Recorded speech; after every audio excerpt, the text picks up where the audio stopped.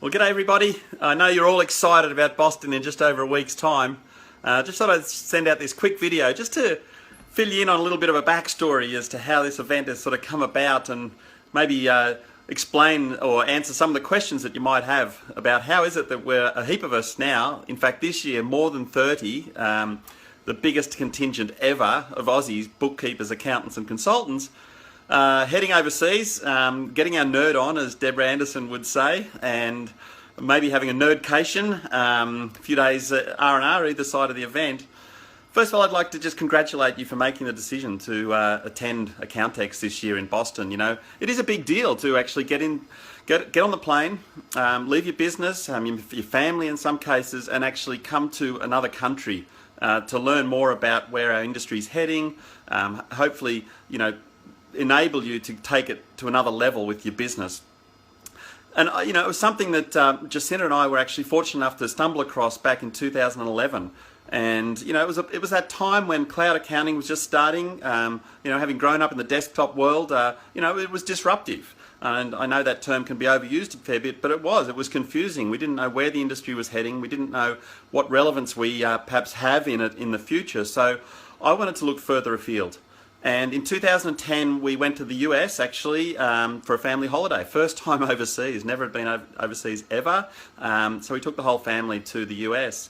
And a great friend of ours, Bonnie Nagayama, sadly Bonnie is no longer with us, she actually recommended and suggested that, you know, when I asked what software conferences do you go to, where do you learn more about where the industry's heading, she had no hesitation in saying it was a Sleater conference.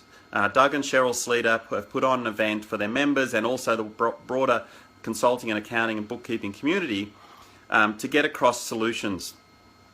And, you know, she said, oh, so when was that on? You know, when's the 2010 event on? She said, next month, you should come back over. And unfortunately, you know, we weren't going to be able to sort of get on the plane again a month later. I just wasn't prepared for that. But I said to her, look, we'll be there next year. You know, we'll come. And so 2011, we turned up, you know, unbeknownst to us, you know, the first time any Australians had ever got on a plane and gone to that event. And there was around 1,000 consultants in the room, you know, and it was an independent event, which struck me. It was across the industry, you know, all the major vendors were there. And the add-ons were starting to really accelerate and start out back in those days. So, you know, at the end of the event, I was gobsmacked. I actually went there thinking America's got all the answers and, you know, I'll be able to take these back to Australia, maybe have a bit of a head start on, you know, where we're all at and share some ideas as to where the world's heading. And to my great surprise, the audience was actually asking me, you guys are amazing, you're ahead of the curve, and full credit to the Kiwis, really, because they were probably definitely ahead of us. And, you know, so I was actually a little bit, oh, okay, you haven't got all the answers. And when I sat in the room, you know, I could tell that they were maybe 2, 3, possibly up to 4 or 5 years behind us in terms of the mindset and readiness and preparedness for the future that's actually on its way. So at the end of the event, Doug Sleater actually did the keynote, and I walked up to him afterwards and said, listen mate, thank you so much for putting this on, introduced myself, and feeling quite nervous actually. Here's this legend of the industry. And Doug actually said, well, where do you live in America? And I said, Australia. And my name tag actually had Austin, Texas on it because they didn't or couldn't cater for an international visitor. And he was sort of amazed that someone had come this far to actually come to his conference. And I said, oh, look, this is awesome. You know, we'll be back next year, so we'll see you next year. And that was really the end of it. You know, I just said a quick hello. He had hundreds of people sort of lined up to say hello to him. And from that, you know, we came back next year, 2012. Again, no other Aussies with us, but, you know, I started telling people about it. You know, sharing, and they could see, you know, that I had sort of a different perspective, I suppose, and I could see, you know, a broader picture as to where our industry and world is heading. And it's a global village, absolutely no doubt. And so the word got out a little bit. You know, some of the software vendors were attending, the guys that we've known for many years, and that. So there was a few Aussies actually then turning up in 2013. Maybe I think a dozen of us actually made that trip. And 2014, 15, the Sleater conference, you know, it was rebadged as Solutions Conference. And Doug and Cheryl, you know, to their amazing credit, you know, did the heavy lifting for a lot of us. You know, that was pioneering stuff to set up an independent conference. You know, for more than 10 years he'd been doing this. and inviting all the vendors. It was an independent event. It was about the industry. It was about ultimately the end customer and how we can help the clients by running better businesses ourselves and helping them with technology.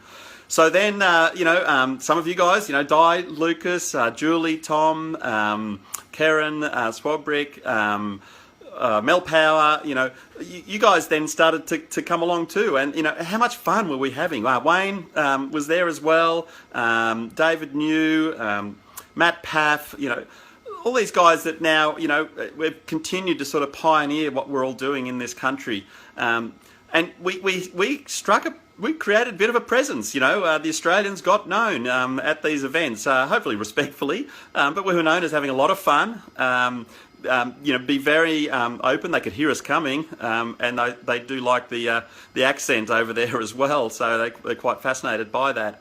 So you'll find all of this, at the event in a couple of weeks' time.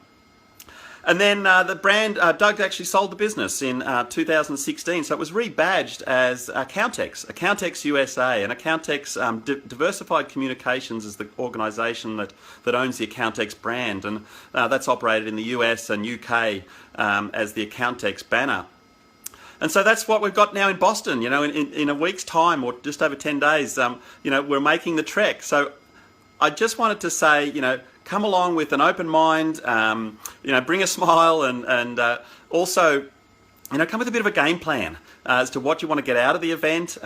Be open to hearing and learning and creating connection with others. You will create lifelong friendships out of being there in Boston at this event this year. I'd certainly like to definitely again just acknowledge Doug and Cheryl of what they did to make this event possible, and also thank DivCom and Accountex for actually continuing to carry the baton, not only in the US but now around the world. So we're going to have a fantastic time. I'm so looking forward to seeing everyone there and catching up and meeting new people. And, we'll be Team Australia, that's for sure. Thanks to Di Lucas, who's put the T-shirts together there with Cloud Storm. And, have a wonderful trip, safe travels, and we'll see you in just over a week's time. Cheers.